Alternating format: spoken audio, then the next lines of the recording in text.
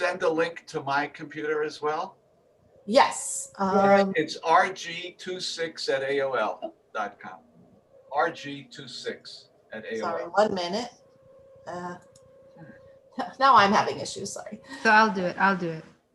No, you don't have it. Okay, say it. RG. RG26 at AOL.com. Got it. Tell me if you got it. Embodied, but yeah. Tell me if you receive it, please.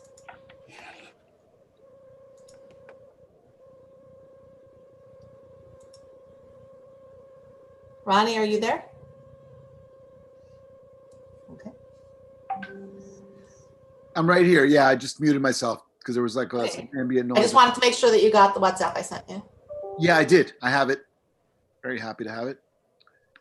Okay. Um, So I am going to. you're gonna talk. You're gonna talk first, right? Yeah, just like 2-3 Wonderful. minutes. Wonderful. Okay. Are we ready to open? You can say hi to Reva first if you want. Hi, Jane. What time do you actually have? 5 minutes to opening, no? 5 minutes to noon. Yeah, it's 5 minutes till we open, but I thought you might want to just say hi to Ronnie and Reva first. So I should risk getting rid of my text. No, just say it. You can hear them. You don't have to see them. Oh, okay. All right. Don't risk anything. Okay, so I am going to open, and then you can talk amongst yourselves, even if you don't see each other. That's fine. Okay. Yeah. How are you doing there? Okay, Jane, how are you? I'm okay. I'll be better in an hour. Right, I know the feeling. I know exactly how you feel. Not for the retiree. I know. That's what happens when you have pushy people encouraging you, not pushing you, encouraging you to share your Right. And that's just happen when people want to continue being engaged. Right. Okay, so I see people are arriving. Welcome, everybody. And we're all ready. So you can keep talking. There's no reason to stop. I'll let you know when to stop. Okay. Yeah. Because otherwise you're just staring at the screen and then it's frustrating. Reva, what's the situation in Jerusalem now with the lockdown? It's lifted or partially? Your guess is as good as mine. The malls opened on Sunday and there were tremendous traffic jams. Around the malls? Around the malls, yes. Everyone wanted to go. Indoor malls? Yeah, around Hadar Mall here. Are you kidding? The traffic was terrible. But the indoor malls are closed. They were closed. Oh. Except for pharmacies and, Are you saying they're open now, though? Sunday they were open. I can't speak, I can't tell you from day to day exactly what's going on. Yeah. But, interesting. Yes. There's nothing to say. Yeah. So they're not clear about the rules? Is that what you're responding? Is that your response? Well, there were rules. I mean, the markets were closed. Machane Yehuda was closed, but stores on street fronts, that fronted on streets were open. So people were going, it's crazy. You don't know what's open, what's closed. Right. And I feel for the business people. Oh God, it's terrible. Is the government providing anything for them? No. The government, I think we're in a second installment for self-employed, but I don't know if it's come through for people. Yeah. And it's not enough to live off of. No. Here that piece is really it's horrific. Devastating. It's devastating. Yeah, the stimulus check in the States isn't any better, so. No, they can't get it together. It's really criminal. No, the point is they can get it together. That's why it's criminal, because they won't. Well, I'm saying they're refusing to Yeah, make exactly. a deal and to come up with something. Yeah, it's very frustrating. But why, malls are open in New Jersey? Oh yeah, yeah. They're imposing new restrictions, but it's more on indoor dining and closing things at 10 at night. So like to crack down on bars and stuff like that, which seem to be, which even though they have all sorts of restrictions on them, it's very hard, you know. Yeah. They started allowing indoor dining, which they probably should never have allowed, you know, because but the outdoor stuff, people have been very, very creative. You know, there's a place here, it's a coffee place, and they had these outdoor seats, which was very nice, but it got cold. They got these bubbles. You can sit with your family in this bubble outside. Wow, that's great. Or with your group, whatever you define your group Yeah. as. But I mean, you know, I'm impressed with people's resilience and creativity. But malls have been open, yeah, all summer at least. I don't remember when it started, but people wear masks, and I'm happy to see people in stores. It's good, you know. God knows people need jobs, and so yeah. But it's yeah. I was in the city for the first time in a while. I was in downtown, and it's weird because there's so few. There's no tourists, you know, in any perceptible numbers. But there were plenty of people, you know, there were plenty of normal New Yorkers doing their thing. But yeah, like. Well, I see people are joining, and we're excited about that. So thank you. Amazing. And we're going to give it another 2-3 minutes. Let a few more, about half, a little less than half the people. Sounds good. Are here, and Cedric's speaking next week, so we can say hi. Oh, fantastic! He wrote the book on the Bravanel. I don't know if you could say it's the book. He wrote the current book on the Bravanel. Hello. Hello. Hi. Well, it's nice to meet How you. are you? Good to see you. I'm fine. How are you, Ronnie? Good. I'm teaching an autobiography class, and Okay. and I used your article on a Bravanel and portraiture, and the students had a lot of spirited debate. Yeah, it was interesting. It was very good. Very good. I had it more in the book about that. Yeah. Oh yeah. Oh good. I look forward to seeing that. Yeah. Great. Yeah. Thank you. Yeah. It's there was one, you know, my students, I have pretty religiously minded kids, and they were very upset that you humanize them so much. Okay. You know, I don't know if you get that. If you get that, how can you say he was so calculating? And I mean, he was a politician. You know, he's a merchant. He's a merchant. He's calculating all the day. I know. It's like you can be a Talmid Chacham and think about your political career. I mean, I'm always surprised by those reactions, but they're there. They're yeah. Ronnie, I'll be back in 1 second. I forgot my glass of water. Okay. Essential. I'll be right back. And that's important. Yes. It's essential. Yeah. Cedric, is this your Zoom room where we find you now? Oh, not really. I'm afraid to say that I'm in the kitchen. Okay, I'm ready to go. Okay. Well then, everybody who's here right now, please mute yourselves and turn off your cameras. Thank you.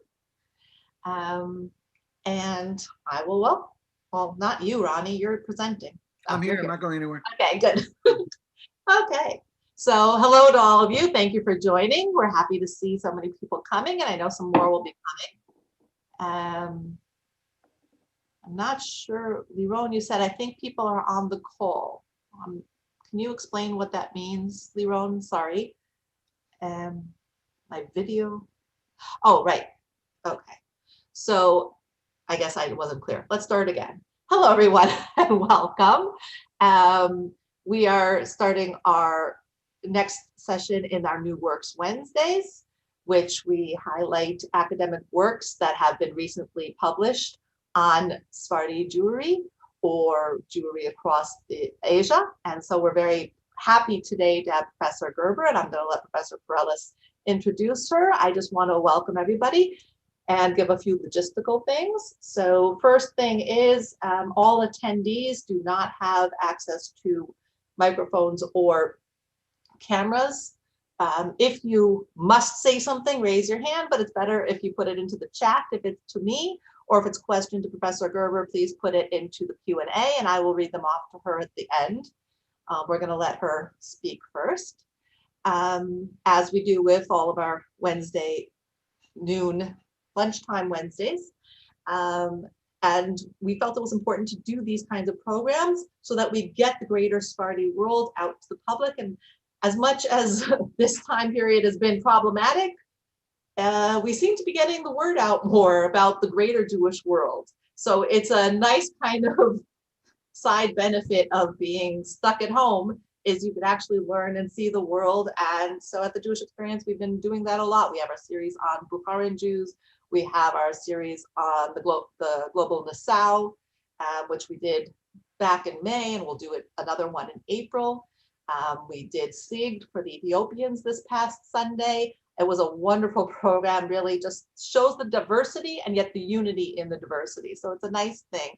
And I think what we're going to hear today is really one of the precursors of this type of diversity and how we can see it as a unity. And so I will hand it over to our co-sponsors of this series.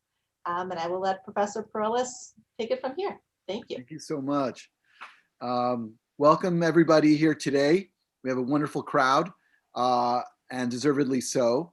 I am Professor Ronnie Perellis, the Alkali Chair of Sephardic Studies at Yeshiva University, and the director of the Rabbi Arthur Schneier Program in International Affairs. That is co-sponsoring this with our friends at the ASF. And if you've been tuning in every week we've been learning about whole new worlds within the wider Sephardic diaspora. And this week is no exception, except that we have an exceptional speaker and scholar with us today. I'm going to read her short official bio because it gives you a sense of the breadth and depth. Jane S. Gerber is Professor Emerita of History and Director of the Institute for Sephardic Studies at the Graduate Center of the CUNY. She is past president of the Association for Jewish Studies. She's been a visiting professor at Harvard, Yale, Columbia, Hebrew University, University of Pennsylvania, Jewish Theological Seminary, and has lectured widely in the United States and elsewhere. She headed the advisory board of the American Sephardi Federation and served on the Academic Advisory Council of the Center for Jewish History and the academic board for the Rothberg School of the Hebrew University of Jerusalem.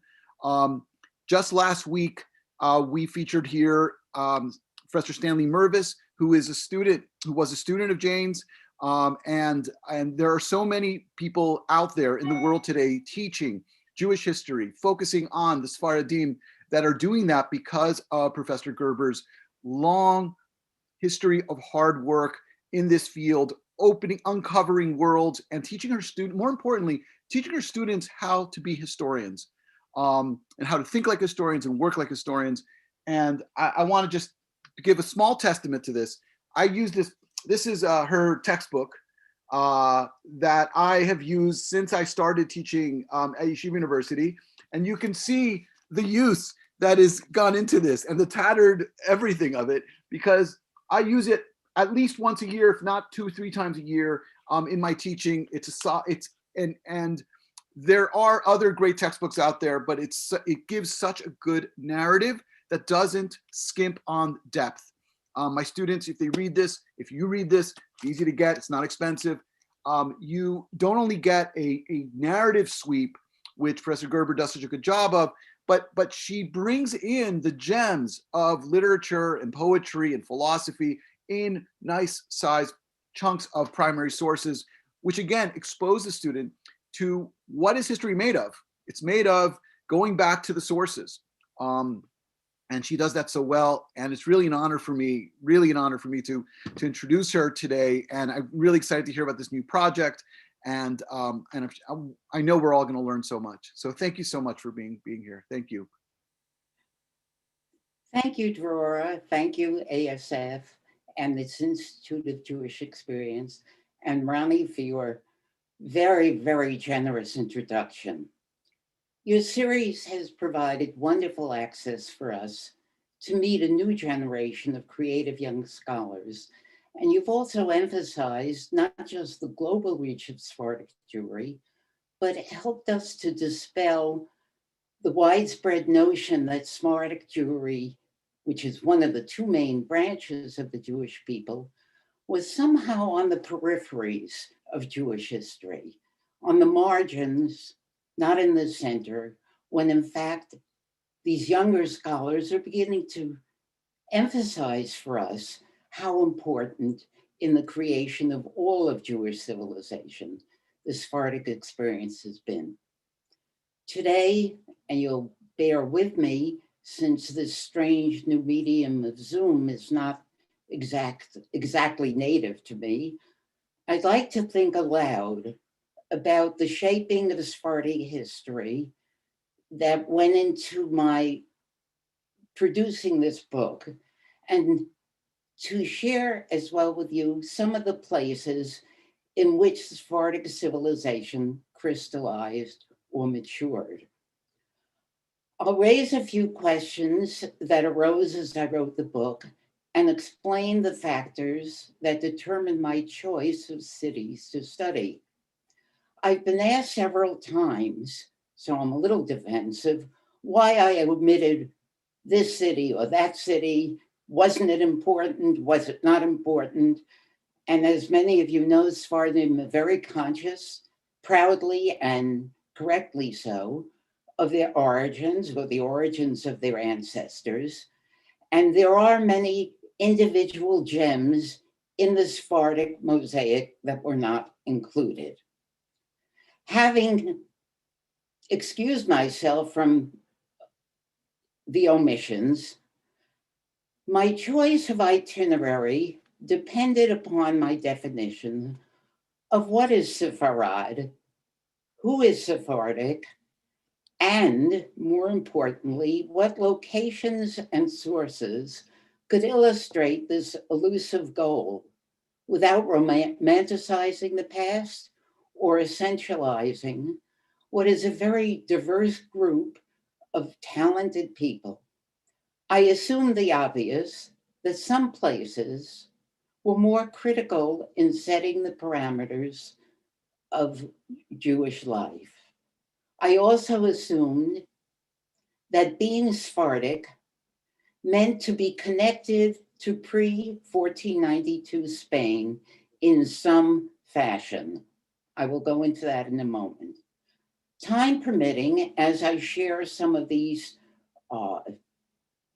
issues and the cities, the choice of cities, I'll try to present a few slides to demonstrate how the sources beyond the conventionally accepted definition of historical text can shed light on our past.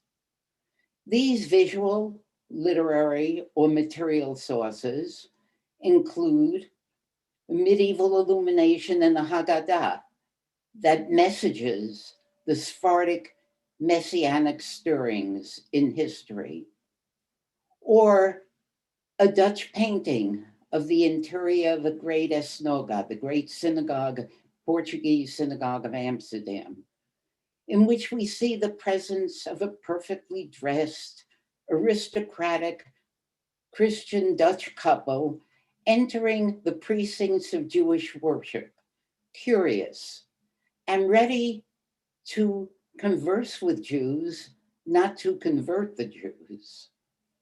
I was drawn as well to the stucco decorations interlacing one and the other on the synagogue walls in Toledo, because lo and behold, they matched the stucco interlacings of vegetal motifs in the Alhambra and in the Alcazar.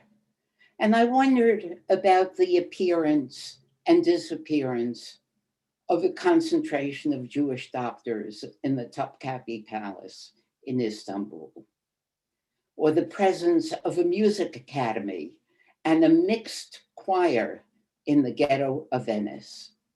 Such data, when they were placed in a historic context, could supplement the chronicle, the rare memoir, and the rabbinic responsum. Along my path, I noted the intensity and often the fractious nature of Sephardic relations with one another and also with other Jews. I wasn't looking, and I emphasize this, for the so-called contributions of the Jews to a particular place. My goal was to try to understand how the Jews of Spain shaped and reshaped their collective life in different lands and eras, and how they adapted outside cultures and made them their own. I found it intriguing, that was my personal bias, that they remained fixated on a scintillating but ever receding memory of an Iberian past that in some ways was romanticized over and over with the passage of time. I begin my book, Cities of Splendor, in the Shaping of Sephardi History, in the 10th century in Cordoba, where Sepharad was born in a luxurious, cosmopolitan, multi-ethnic, hurly-burly land of Berbers, Muslims, Jews. And I end in Amsterdam in the 17th century, when newly fashioned Jews created a sober and dignified community out of a group of refugees fleeing the Inquisition, who had been raised as Catholics in Portugal and were coming back, or not coming back, but were creating a new Jew out of a very tragic memory. 3 of the 7 cities I selected were under Christian rule, and 4 were under Muslim rule. There was no single prototype of where a Jew could dwell. It was up to the whims of local authorities, so some Jews lived in city walls, others along the banks of rivers, some in the shadow of a city's cathedral, rarely in the shadow of a mosque, since that was not permitted to them. The book is not meant as a travel guide in colorful cities in which they lived. That would have taken a multi-volume work because Sephardim have lived almost everywhere on the globe, forming a diaspora within the diaspora. The book is also not strictly chronological. The account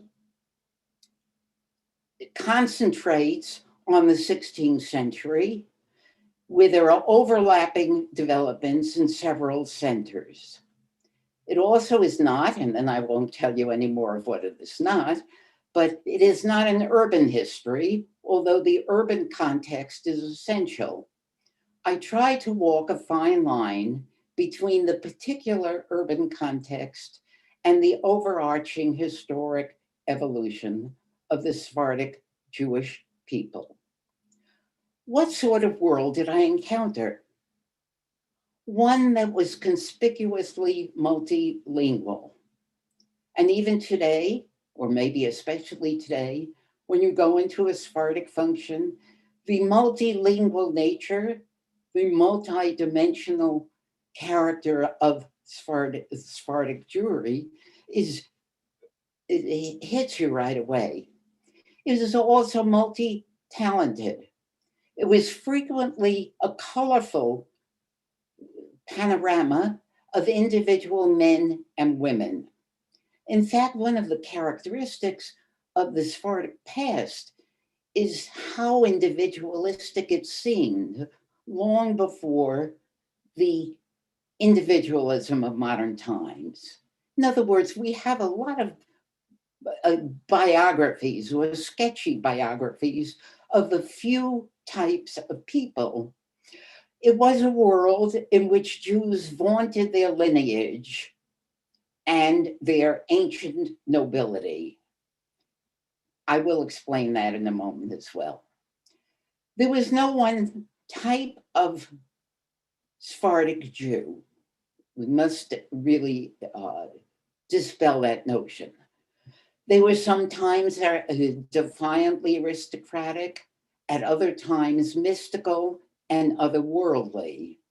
Some communities were quite practical, with more than their share of hard-nosed businessmen, while others were more otherworldly.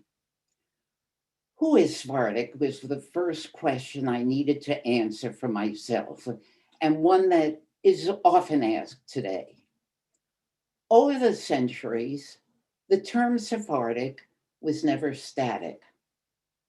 Sephardim and Sepharad has broadened or narrowed, changed in definition from one century to another.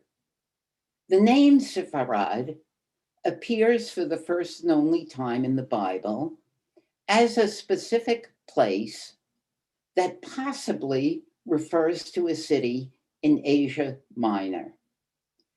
It became identified as a Hebrew name for medieval Andalusia or Muslim Spain sometime in the 9th and 10th century. It seems to be clear that when Moses Maimonides, the great legal monument and luminary of medieval Spain, fled from Andalusia to Morocco and from Morocco to Egypt. And when he signed his name in Egypt in his letters as Moshe ben Maimon HaSfaradi, Moses ben Maimon the Sfaradi, he had something specific in mind other than the piece of geography of Spain. I am using this restricted sense of Sephardim, referring to Jews who lived in Spain and their descendants, wherever they managed to get. In more recent decades, as we know, the label of Sephardic has often been applied, in some ways correctly, very broadly to include anyone who is not Ashkenazic, or more specifically, to the many Jews of Muslim lands, the Mizrahim, whether or not their ancestors were from Spain or descended directly from Spain. This broader definition recognizes the importance of the unifying culture of medieval Islam and of rabbinic Jewry that came out of Bavel that the Jews shared since the Middle Ages. The expulsion of 1492 is a critical watershed, not just in this book, but because it is a critical watershed for understanding Sepharad. At that time, some Iberian Jews took one path going east, and some took a different path that led them to Portugal. We don't know how the decisions were made, probably based on convenience, on the how you could find a ship captain to get out, on chance, on luck. But eventually, those who went to Portugal become one of the two branches known as the Western Sephardim or the Nassau within this greater Sephardic world. And the torch of continuous Jewish identity and continuity went eastward via Italy to the Ottoman Empire, or southward to Morocco, Algeria, across North Africa, Tunisia, Egypt, and become part of the continuity of Sephardi. From Portugal, that particular second branch of the Sephardic family was forcibly converted in 1497.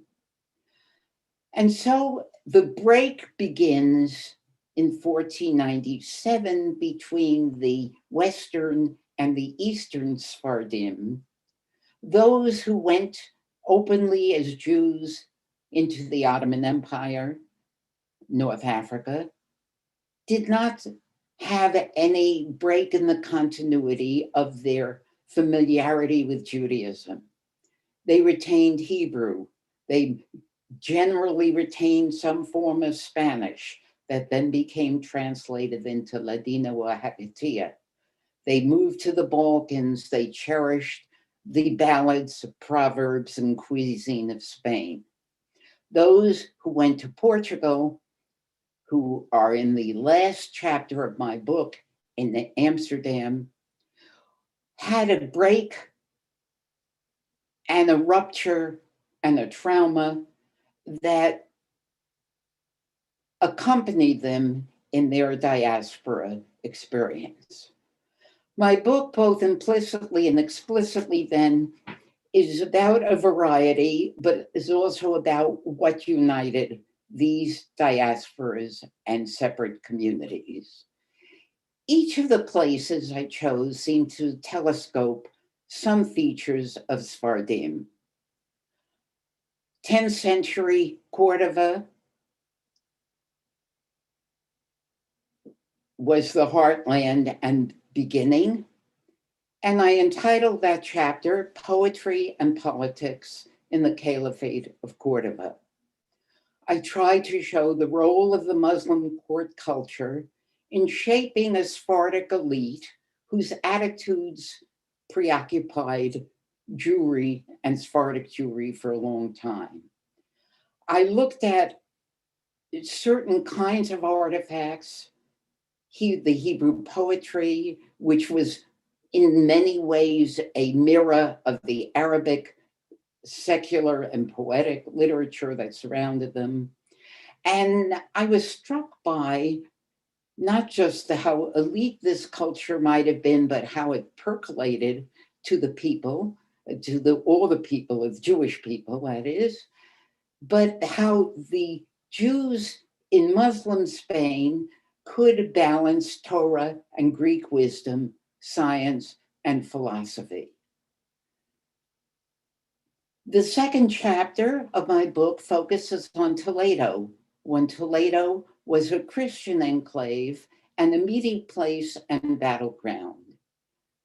Muslim culture still surrounded the developing Christian culture, and Jews were in not just a frontier at the intersection of Christendom and Islam, but they were a cultural intermediary, especially as I tried to show in the court of Alfonso the Wise. I noted the growing triumphalism in the medieval Christian church that becomes an inspiration in some ways, or a subject in other words, for the defiant, valiant, and muted response that Jews placed into their Haggadot of the Passover, in the illustrations and the illuminations that begin to appear in the art of the Jews of Christian Spain. Chapters 3 through chapter 7, meaning the bulk of the book, turns to the Sephardic diaspora after 1492. it concentrates on the diaspora within the diaspora. How did the Jews of Spain change? How did they continue to relate to their vision and past of romance and of Spain, with Spain? In chapter 3, I looked at the search for redemption at the city of Sfat in the Galil, and the reverberations of the trauma of 1492 in the small town of mystics that were engaged in yearning for redemption. I try to acknowledge the role of messianism and mysticism among Sephardic Jewry that is very prominent for centuries. Chapter 4, I return to Europe, to the ghetto of Venice, where Jews of several origins interacted with one another, and Sephardic Jews from Spain and later from Portugal both seek in the 16th century institutional kinds of links that are then shared with other pioneering Jewries in Europe that are beginning to emerge in Europe. And I noted the role of Venice as a way station on the escape route of Sephardim out of Europe. In this context, I found a wonderful source providing a set of directives for an actual underground railway that Jews used to communicate and assist each other from Habsburg Antwerp, which was under the same rule of crown as Spain, to the independent city of Ferrara, where Jews could live, on to Venice, where they could find the ships either to go to the Venetian Empire or to go across to Dubrovnik and on a route to Salonica and Istanbul. This chapter ends with the Great Plague of 1630. I thought the Great Plague in some ways had many resonances with today, and with the call of Rabbi Luzzatto to the Venetian Senate to allow the Jews to remain in Venice because their networks of trade, their loyalty to place, would be useful to the economy of the city. Luzzatto's argument would be echoed verbatim later by the advocates for the admission or the naturalization of Jews in England and in some of the American colonies. I then turn to Istanbul and Salonica and the heart of the Sephardic diaspora in the Ottoman Empire. I struggled here, along with the rabbis of that era, to handle the diversity of that community, of Jews from Venice, of Jews from Sicily, of Jews kicked out of Provence, Jews kicked out of Germany, Jews kicked out of Hungary, and all of these together, Portuguese, all these 100 congregations in Istanbul who begin to emerge among the ancient and very interesting Jewish Greek Jews or Romaniotes, who were the inhabitants of the city before the Sephardim appear. It took resilience. It took a good and numerous leadership, rabbinic leadership, lay leadership, female leadership, as well as male leadership. Female was not a rabbi, of course, and it took strong communal institutions to create a new Sepharad, and it took the new art of printing that had been brought directly from Spain with the inception of printing in 1493 in Istanbul, little later in Salonica, little later than that in Egypt. But all of these several factors enabled a civilization, and along with the cement of the Ladino language, to restore, retrieve, and recreate a new Sephardic entity. My final chapter focused on the Portuguese Jews of the Western Sephardi diaspora in Amsterdam. I entitled it Jewish Life in Amsterdam and the Formation of the Western Sephardi Diaspora. I was curious how the secret Jews of Portugal became the new Jews of Western Europe. How does one build community when there were no prior education, no prior experience of living Jewishly? And I had an ambitious agenda here that was new to me as well. I was able, I hope, to convey some of the forces that differentiated these many Sephardic Jewries who were at home in the cultures of their adopted lands, who filled many different roles as artisans, as merchants, as bankers, and even as beggars, who retained links with far-flung families as far as Goa, as far as the Caribbean, and still the family links continued, and who preserved a pride until today in their great achievements they had attained in Spain.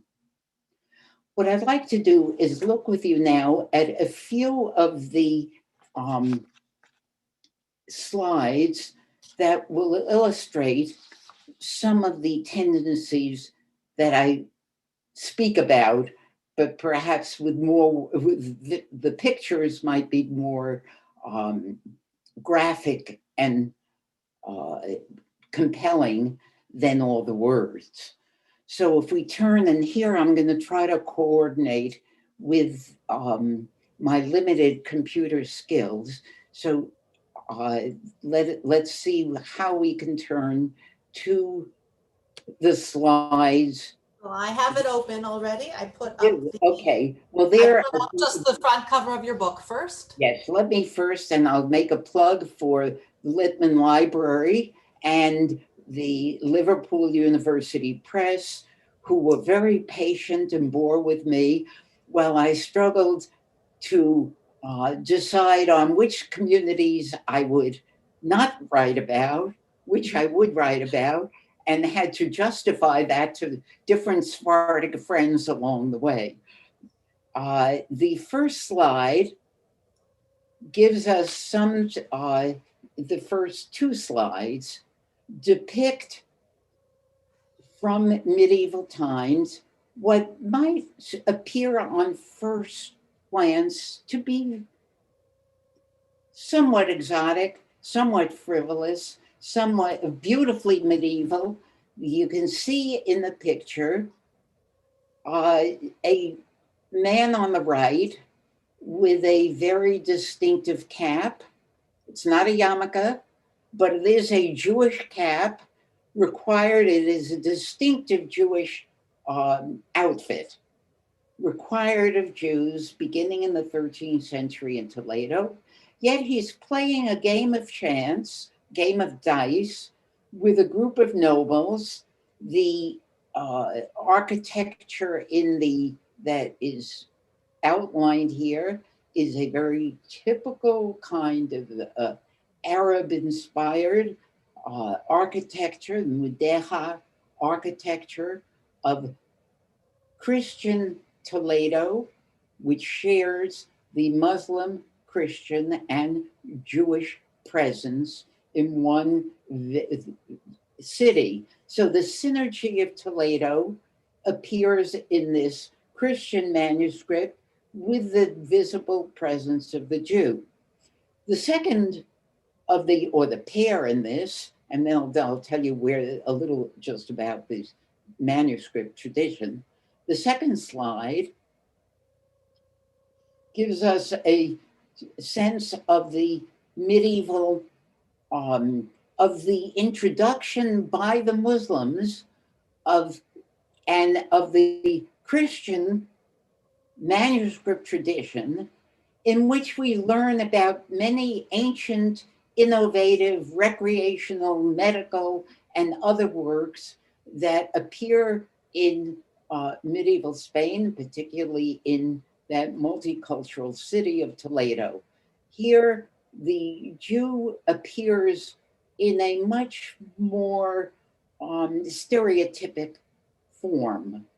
He has already, although this is not an anti-Jewish work, this book about chess, he has the stereotypic outline and profile of the Jew. He is wearing his the distinctive Jewish headgear that was required of Jews beginning around this time.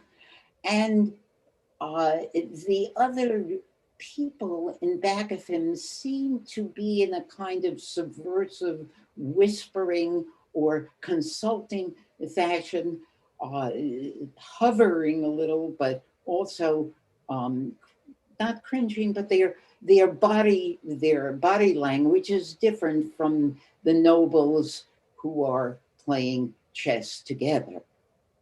We move on from the second picture to number 3. We see again some of the beautiful art created by Jews, the manuscripts of medieval Spain that appear in, begin to appear in the 13th, 14th century in Spain. If we look very closely at this abstract design, we see a very unusual phenomenon, and that is that the design itself, the lettering itself, is a calligraphy of Hebrew characters that is very characteristic of the medieval art, the artistic emphasis in Sephardic Jewry until today is something noted and notable within the community itself. But there was, if we turn now, drawer, to the next slide, there was as well time and the circumstances by the 14th century in which the Jews were functioning was a difficult century. Messages of hope, messages of redemption, messages of return, and of pride in Jewish traditions begin to permeate some of the artwork in the illuminated Hebrew manuscript. These are the Haggadah, or the Haggadah of Passover, is one of the favorite places in which you could select these messages, which are both messianic and perhaps also a little subversive. So I try to suggest using these illuminations of what Jews might have been thinking as they sat around the table together at Passover in the privacy of their home and hearth. And let's turn to the next message in the next manuscript. This again, from the Passover Haggadah, is a motif that has been discussed by art historians of how the matzah and the symbol of the matzah of redemption becomes part of those illuminations. We can see here we're talking about Christian Spain and the putti, the embellishment on the illuminations on the manuscript, heralding Messianic era in the Pesach fervor, are adorn the art of the Jews of Spain.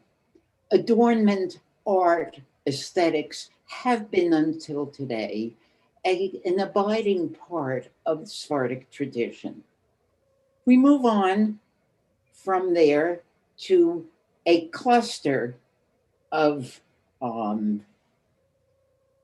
4 different slides.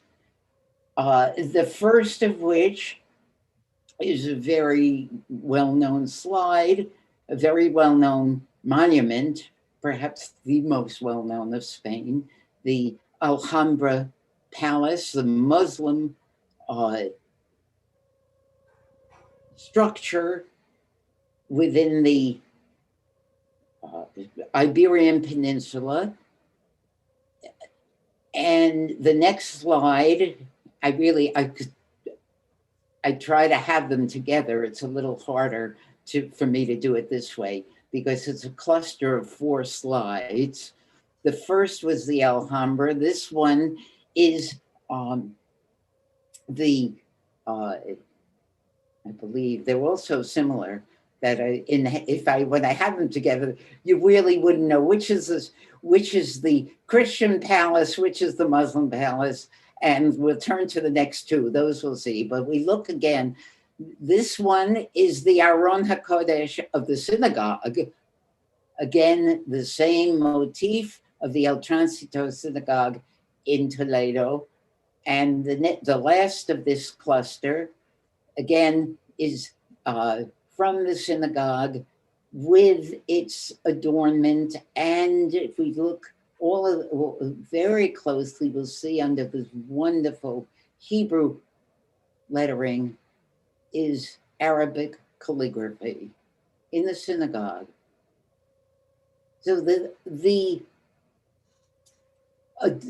motifs, the vegetal motifs that appear in these are in fact the fact that the 4 interacting, the 3 monuments in these 4 slides give us a sense of the Sephardic Jew, not just in Iberia, but the Sephardic Jew who carries within his tradition that makes him different, the fact that he lived in a tripartite culture for many centuries and responded and then moved back from Spain and Portugal when expelled to the diaspora throughout the world. Who is Sephardic then, and what made the Sephardim distinctive? The sole branch of the Jewish people to be identified specifically with a country was what intrigued me in this journey through these cities of splendor. So I'd like to turn now for the questions that you might have. The last picture, just to show you the opulence of that Sephardic diaspora. There are 2 others. Thanks for putting it on. This is the one, the picture before this was the Spanish synagogue in the ghetto of Venice. It is one of the few synagogues that is still open, that you can have the pleasure of having a Shabbat in this, not at all times of the year, in this beautiful, beautiful, opulent synagogue. And finally, the synagogue of the Sephardic, the very dignified Sephardic Jews, Portuguese Jews of Amsterdam, who become the Aron of that synagogue. If you look at the Aron HaKodesh, the ark in the back, for those of us in New York, it's quite similar to the Aron HaKodesh in the Spanish and Portuguese synagogue in New York, which in turn also is shared by the same kind of Aron HaKodesh in the Bismarck Synagogue in London. So the Western Sephardic diaspora has its roots in Portugal, in the Iberian Peninsula, in Spain, and as we know, in New York, its continuity, and in all the diaspora today. So let me turn to you now, or do you want to chair this, Ronnie, or Dora, or? So first, thank you. You. Thank When I you. hear you, I Great work. definitely learned something new. So I'm gonna start with, first of all, you had so many thank yous. So let's start with some questions, if you don't mind. Hi, I'm from Melbourne, Australia. I have heard recently that the golden era of Spain is a myth. Is this true? The golden era was not a myth. People just don't know what it was. The golden era was a golden moment. And it's been telescoped into saying 500 years of glory, when in fact, what in Jewish history we're really referring to is a moment in which Jews began to sing in beautiful biblical Hebrew. And they didn't sing about I shouldn't say just about God. They didn't sing only about God, but they sang about God, about nature, about life, about the mysteries of life in beautiful biblical Hebrew, and their longing as well for Jerusalem and Zion. So the golden age in which this occurs against a background that was where there was very fleeting tolerance, but tolerance that was limited at the same time. So the myth is that everything was wonderful among the people, but the gold was of the cultural artifacts that they created. And that was, in fact, real. Thank you. Are you okay to answer a few more? Sure. Okay. So the question is, how did the name Sfarad become attached to Spain, which I also have this question always, attached to Spain when it referred to a place in Asia Minor in the Bible? Thank you. Okay. Great question. This is conjecture. In the book of Obadiah, they talk about Galut Yerushalayim Asher B'Sfarad. It's not just the exiles of Jerusalem. And it wasn't just any exiles of Jerusalem who were dispersed. It was the exiles of Jerusalem who were the aristocrats. This was the way that the Spanish Jews, Sepharad sounded like Hispania. Sepharad might have been derived. It's not clear which is the before and the after. But in the 9th century, when we begin to talk about Sepharad, the biblical association with aristocratic exiles of Jerusalem was not only intriguing, it was compelling. If you think a lot of yourself, what better yichus to have? What better kinds of honor than to be related? All Jews are related as kind of to each other, but to be related to the aristocracy of Jerusalem was just too tempting. You had to take that as your kind of your origin.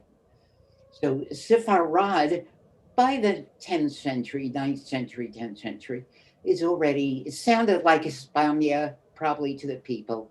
It was associated with Spain. Okay.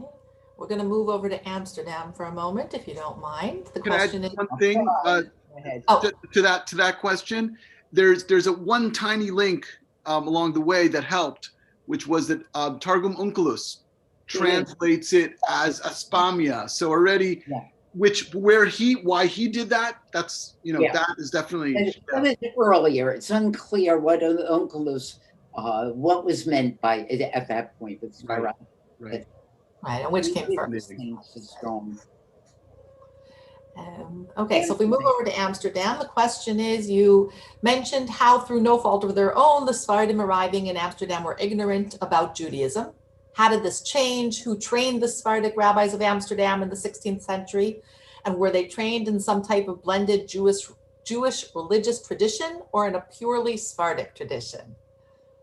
It's a wonderful and an intriguing question of how you become Jews. These were not Jews. They had been Catholic and had learned, we don't know, because they were secret Jews in the Iberian Peninsula. We don't know. They did a good job of hiding.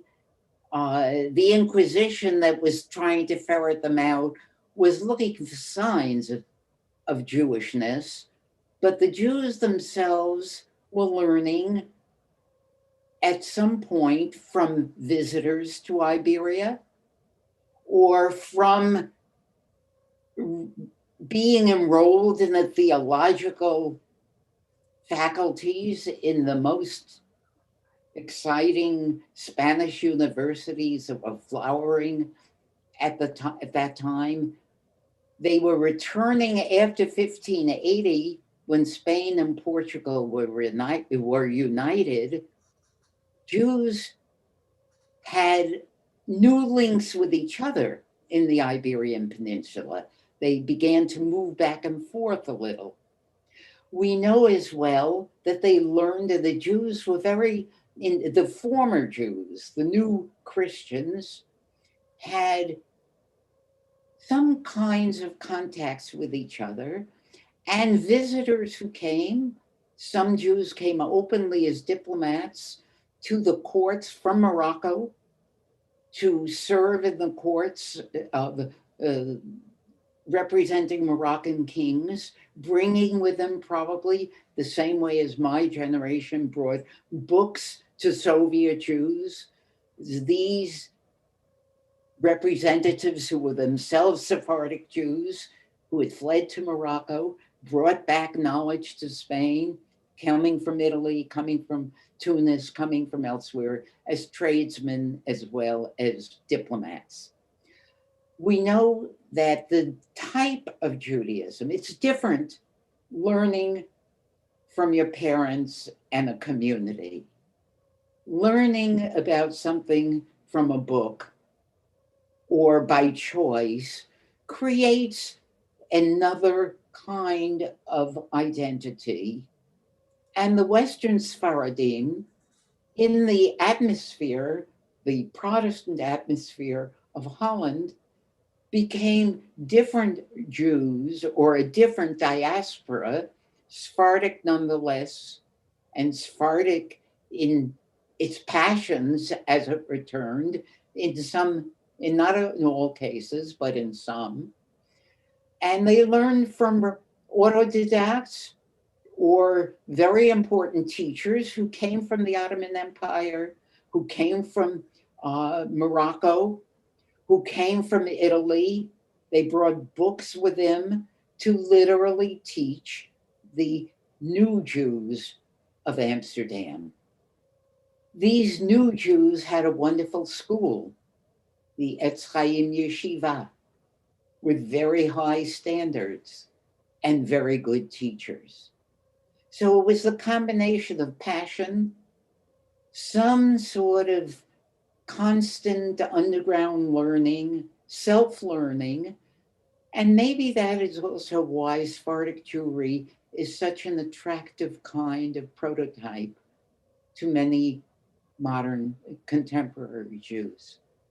The new Jew, the Jew by choice, also can find this paradigm of an experience in Sephardic history.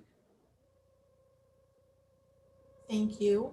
I want to end, before I totally end, I want to invite everyone to our upcoming talks. We do have tomorrow evening, we have the second part of our Bucharest two-part series, and then we continue with on-site visits to two different Bukhara spots in Queens. So I definitely encourage it. And our New Works Wednesday series continues next week with Bravanel, and after that Yemenite Jewry, and after that Suriname. So I really encourage everybody to come to all of that. I know that there were some of you who wanted to say hello, give a shout out to Jane or to Professor Gerber. So what I will do now is, those who want to stay, I will allow you to open your microphones or allow you to speak. You got to give me a minute though, because I have to do one at a time. But once you're there, oh, I didn't see Alon. Alon, nice to see you. So I'm opening you as soon as you see it. Feel free to open your microphones and your cameras and say whatever it is you want to say. Thank you once again, Professor Gerber. This was absolutely wonderful. I know I learned a lot as usual. So you can see the rest of the people joining. It's taking me longer.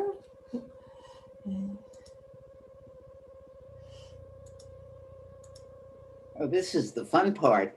Now I can say hello to old friends and great Sephardic leaders and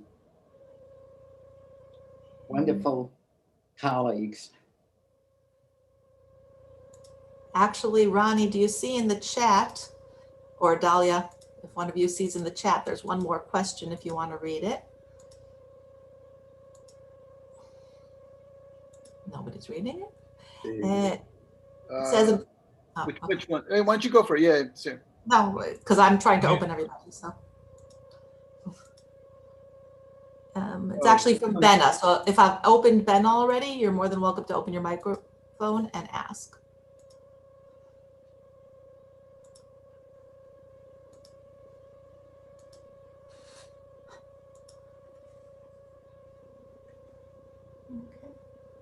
And here's Ainsley. Hi, Ainsley. Everybody can just say hi. Please feel free. The main part of the talk is over. Now it's informal, just being able to say hello. Hello. Hi, Jane. You're hearing me? You are wonderful. I now have something to read for Christmas. There you go. Good to see you, Roger, and of course, Ronnie. All the best to everybody.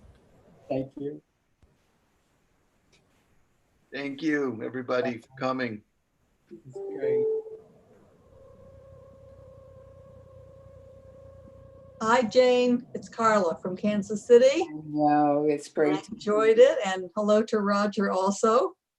It is I'm wonderful. going to order the book as soon as I get off.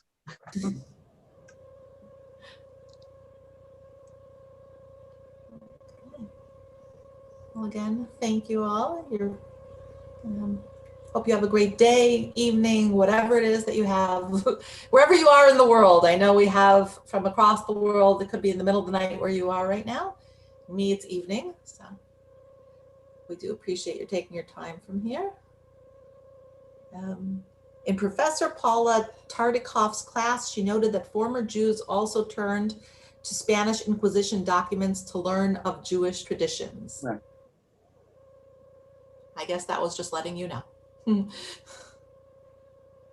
the question here is, who ordained Menashev ben Israel? I'm blanking. Well, we have a lot of specialists here. Anybody have an answer? Who ordained Menashev ben Israel? I actually don't know. That's a kind of Ashkenazi question, ordination. Right? Yeah. I have to think about it. I think he actually just. I'll go look it up, but I don't think he was. Oh, Mortera, Rabbi Mortera.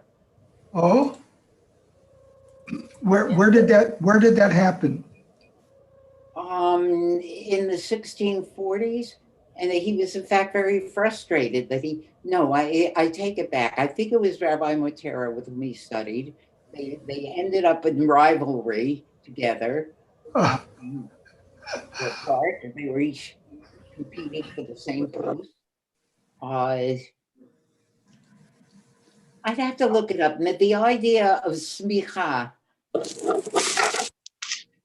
is perhaps an anachronistic question. So how did he assume the position?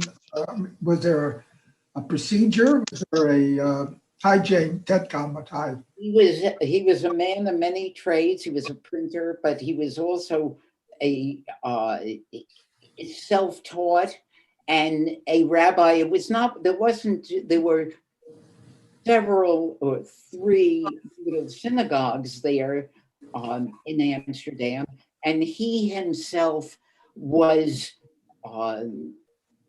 grew into the position in one of the smaller ones. With the merger of the politics within the synagogues, he himself felt and then went into printing in frustration, also thinking at one time of moving to South America, to the new promised land of Brazil, because of his own frustration at not having the post he felt he deserved. So his conflicts within the Jewish community, within the Sephardic kind of small merchant leadership and merchant community were frustrating. And if I think about it correctly, I don't think there was a formal, I'll have to look it up myself, a formal. Do you have any view as to those who say that if he hadn't been away in England, that they would never have put into Cherem?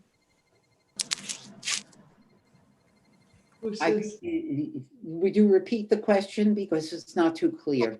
Oh, there's some who say that if he had in Amsterdam and not gone to England at the time, then they wouldn't have ostracized and put into Cherem. Spinoza? Yeah. I think so. I doubt that. I doubt that. Good for you. Has this been recorded so that we could go back to it?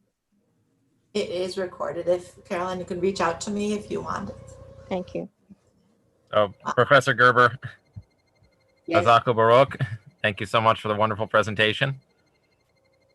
And thank you all for coming, and have a great day and a great evening. Thank you once again, and we'll say goodbye. Bye-bye. Bye. Bye. Bye. Bye. Bye.